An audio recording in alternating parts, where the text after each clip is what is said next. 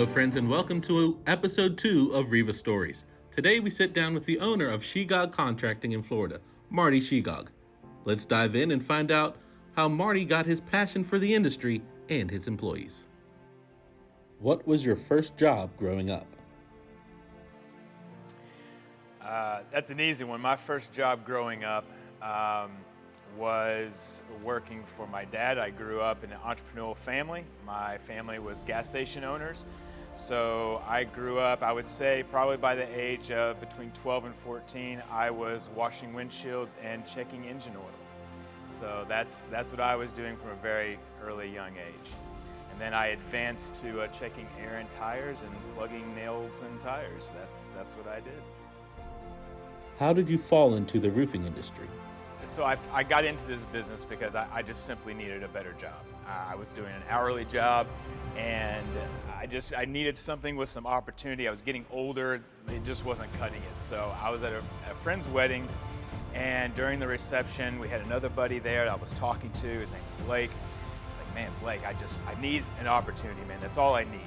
I got to get out of the city. I was in Louisville at that time. It's like, I need to get out of here. He's like, I think I got something for you. It's traveling. He was like, my friend does this. He was like, listen, I'll be honest with you. He was like, he's new at it. He's probably not the greatest salesman, and he makes this amount of money, and he only works half the year. And I was like, how much does he make? I was like, okay, I'm in. Give me his card. Unbeknownst to me, that person he was talking to was Mr. Anthony over here. So it was our mutual friend that introduced me to the business. And so I ended up calling the guy on the card that wasn't him. It was a guy that we worked for. And they were working in Indianapolis at the time. And so he was like, hey, come up for an interview. And I went up there, interviewed, and started selling roofs. And then he stuck me with this guy. So literally one of the first people I was introduced into this business with from the very beginning was my now partner, Anthony. Yep, so that's how I got into this. What are you most proud of? The thing that I'm most proud of is you have to understand, I grew up in a situation where I knew what I was going to do. I was going to run gas stations. My dad did it, his brothers did it, the whole family did it. It's what I was going to do. About the time I was in high school, my dad retired and sold the gas stations. And this was my senior year of high school, so like my whole plan of just taking that over just went down the tube.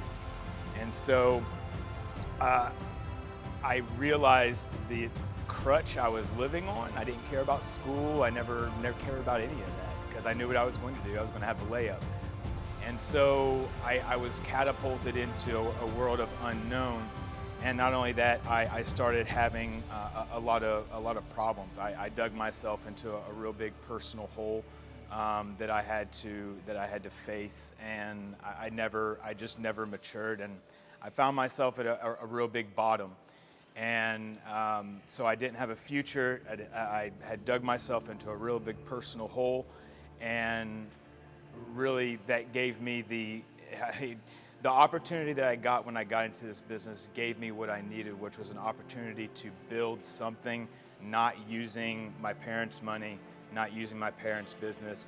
I was able to build something of my own and changed who I was. I got myself out of the hole, completely redefined who I was as a person, and was able to build a business that I can call my own. And that was an incredibly special thing, and it's only because I did all that I was able to be worth enough to myself and to someone else to also have a family. Without any of that, none of it would happen. What is a previous pain or obstacle that you've overcome? It's no mystery in my company. I don't hide the fact that I'm a recovering addict.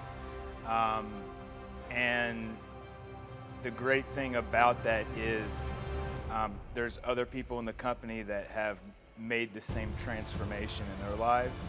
So it's done a couple of things. It's kind of built this like small inner community within our like company community to where we can like lean on each other and we can have that personal thing. I would add that to the process. Yes, and so the other benefit that that's given me is a true appreciation for probably the most rewarding thing of owning a company and being in this business in general is I've had the opportunity to touch other people's lives by giving them the same opportunity I was given. And some people don't take it, some people don't run with it, but when you find the ones that do and you get to watch in real life the effect that it has on them, and you get to watch them become an actual successful person and change their lives, there there is nothing more rewarding than that. And so being able to overcome that myself and then watch other people do it as well, that's the greatest thing you can ask for. Who is someone who has impacted your life? God, there's so many. I mean, truly. I'm gonna have to go with my dad. My dad is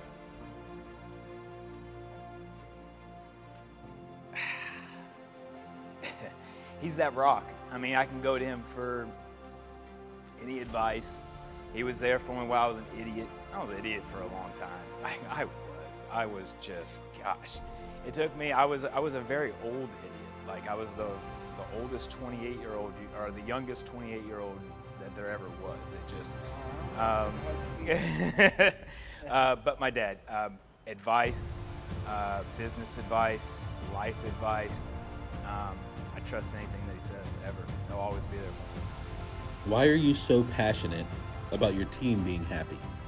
Being passionate about your team being happy is, I mean, for me, it's kind of synonymous with having a successful company. The feeling that you get when everyone around you, I mean, I've been doing this long enough now to where, like, I've ran the company when everyone is miserable, and I've ran it when everyone's happy, and I've been somewhere in between. And it's a different feeling that you get when everyone around you is happy in what they do, and when you can watch the transformation of everyone, of the people that weren't so successful and now they are, and you're surrounded by that. The way that they look up to you, it means something. It's not that I need that praise. It's that inner feeling that I've built something successful, that with purpose, that other people are involved in, and that makes it way more than just a business. I'm creating something that people's lives are centered around. It's so meaningful. It's hard to really just dissect in and of itself. What are the things that you've already implemented from Reeva? The beautiful thing about the whole Reeva model is, you guys, I know you snuck in the middle of the night and took all our ideas like 10 years ago and then just made them awesome. But that's what it felt like. It's your entire mindset on how to make the customer journey worth something, and the customer service that you put into it. That's the entire mindset that I ever had as a salesman when I was selling. And so when I recognized that that's what this was founded on, it just felt like the right fit. It was like you all were able to take the same idea and just make it so much better. It was so much easier to implement all this stuff because we were already trying to do it. It would have been different if we didn't care about the job sites and we didn't care about that, and we were just focused on the money and how to do it more efficiently. It would have been so much harder to be like, okay, we're going to show up at the job site and actually care. Like, it would have been so much harder to do that. But since we were able to be given the tools of something we were already trying to do, it was just like, it was so much easier to open that door. Where do you see Sheegog Contracting in 5 years? What I foresee is a great reduction in stress. What I see is people being more comfortable with the positions that they're in, having a little bit more support from each department, knowing exactly what simpler duties that they're supposed to be doing.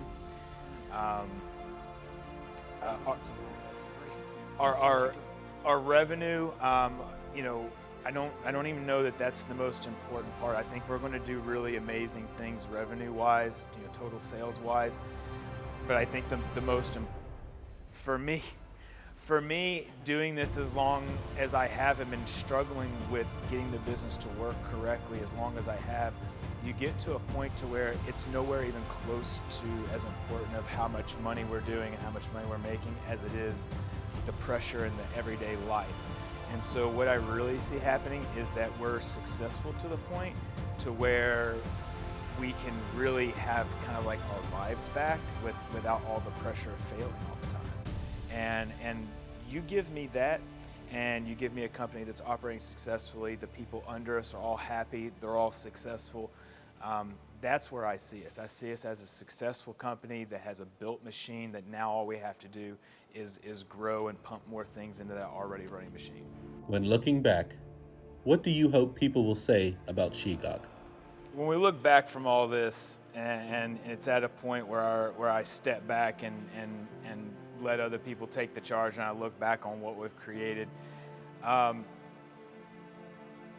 want the community, my past customers, the people that know our company, I want them to be able to look at the company as, we all know there's certain companies out there where we're like, they're put together. They've got it going good. If you call them, you know exactly what you're going to get. I want them to be able to say that about us. More than anything, I want to be able to look back, and I want to be able to have those people retiring from my company or having the 10, 15, 20 years in the company and be able to retire going, man, like, it was a good run. That was a good run. We did it. We did it. It was a good run. I'm happy. I gave that company my all, my everything. They set me up right. That's what.